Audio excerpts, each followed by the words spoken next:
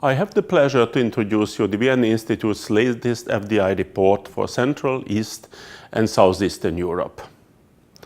Based on newly available data, I analyze FDI trends in 2015 compared with the previous year and with respect to the trends in economic growth and investment activity and investment environment in the region. The title, Slump Despite Global FDI Upturn, draws attention to the diverging trends between expanding global FDI flows and the sharp decline in the new EU member states and Russia. Global FDI is estimated to have jumped by 36% in 2015, where preliminary data show 27% decline in Central, East and Southeastern Europe. The decline was as much as 43% in the new EU member states and 60% in Russia. On the positive side, there was increasing FDI inflow registered in the Western Balkans and in Turkey. What happened in the region where FDI has been considered as a major driving force for economic growth? In the new EU members, FDI inflows have fluctuated erratically in recent years, actually without any respect to economic growth or what happened in any of these countries. Basically, there was stable investment environment and also accelerating economic growth in 2015.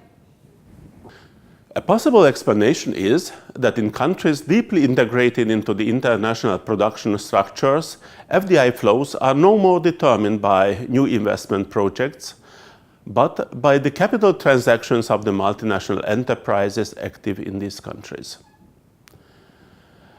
These enterprises transfer capital and profits between parent companies and subsidiaries, often with the aim to optimize taxation.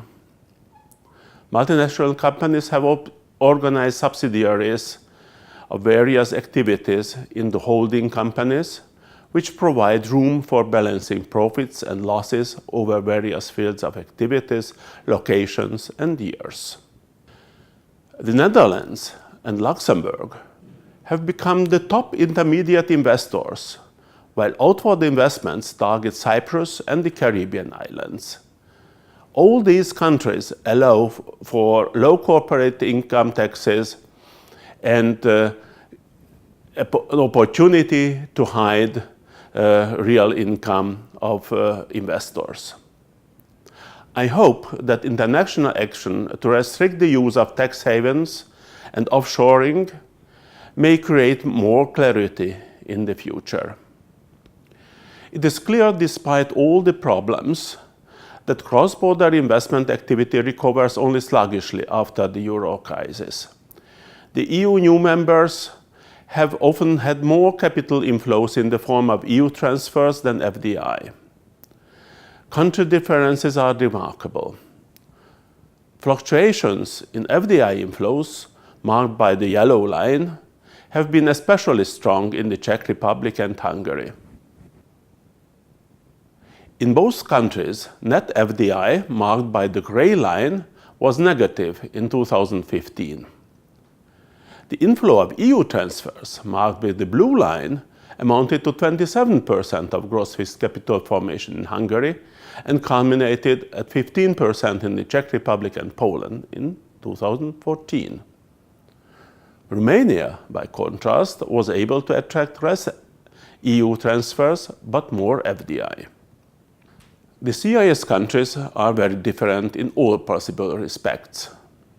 In Russia, FDI inflows fell by 60% in 2015 due to the general economic decline and the depreciation of the ruble. In addition, the embargo on Russia has diverted investors providing technology.